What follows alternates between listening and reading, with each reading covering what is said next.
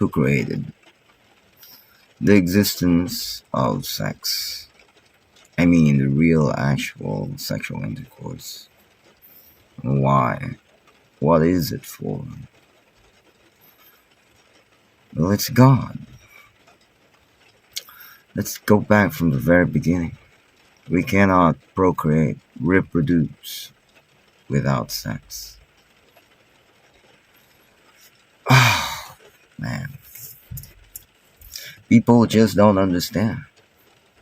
The couples, most especially, don't understand that the only purpose of sex only is to bear children, to make a family, to bring forth new life on earth. Outside of that, it's useless. You say, some couples say the more sex, the stronger the relationship. The opposite is true. Look at the prostitutes. They're not full of love. They're full of misery and they want to change. They want a light come to their life. But it's so hard for that situation to come out from darkness. Somebody has to help them. It could be you, has to be you, should be you. Every one of us.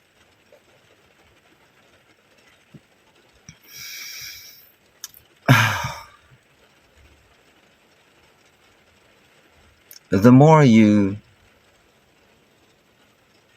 move away from sensuality, no matter what the reason it is outside of procreating children for the family, for making the family, whether it be for intimacy, for healing the brokenness of the relationship, whether it be for excitement, bringing spice to your relationship. I couldn't imagine what reason there is for those couple who use that kind of reasoning. Can't even be considered worthy to be called reasoning. Mindset. So, we better stop doing it. You, wives, husbands, what's the use? I mean, you still have that belief that you're gonna be left. I mean, your wife's gonna leave you, your husband's gonna leave you if you don't give in, if you don't perform well on bed. This is not for children to listen, of course. But we should be mature enough to talk about this. It's a big problem. It's the reason why couples, mother and father, husband and wife, are stiff on becoming so worldly and could not get away, could not even think outside the box. They don't believe in conjugal chastity,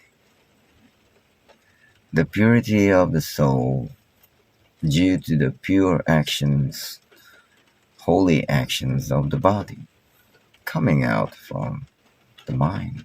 The decision, the free decision of working out the salvation, our salvation, your salvation, by being pure, by being chaste, by not having sex anymore, by not taking worldly pleasures of the flesh. It's hard to do, right? Why would you do it? Why would you get rid of the opportunity?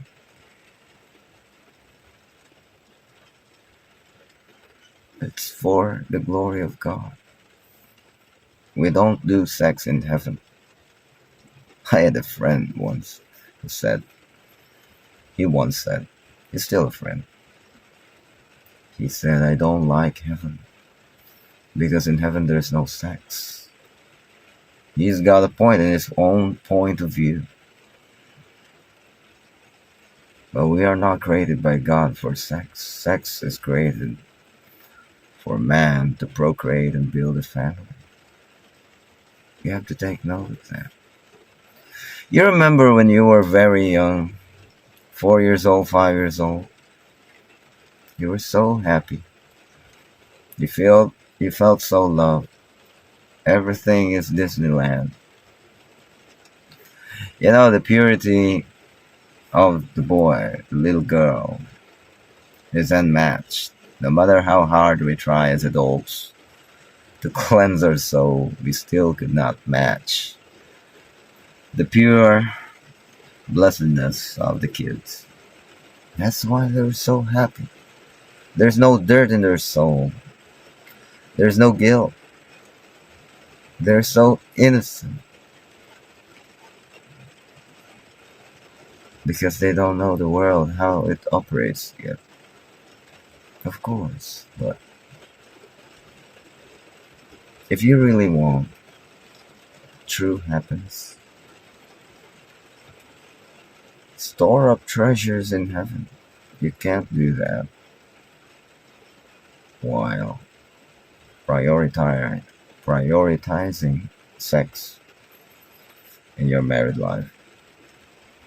You prioritize spiritual things, prayer, doing good things, talking to each other, spiritual matters, values, virtues, experiences that we know God is operating within and without, outside, in and out.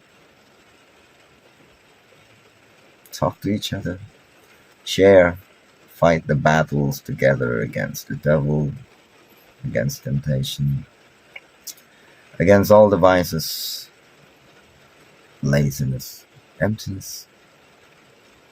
Work out for your salvation. Fight for the glory. To be part of the glory of God, give God glory due to His name. Forget about sex. You've got children already. You got a wonderful family. I'm not telling you this to command you or to force you. This is coming from the Word of God. These are the teachings of the saints. This is reality. This is how natural order and natural law operates. Just think about it. What if your wife dies or is dead already? Your husband. Why? You're gonna be sad because you can't have sex anymore? No, you should be sad because you lost your soulmate, not your body mate. Think about it.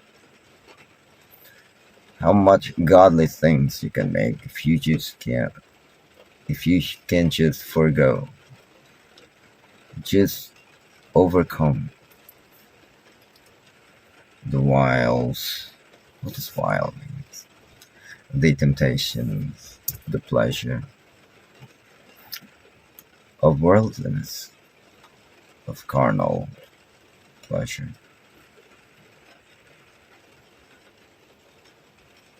And let God give you the pleasure of your soul.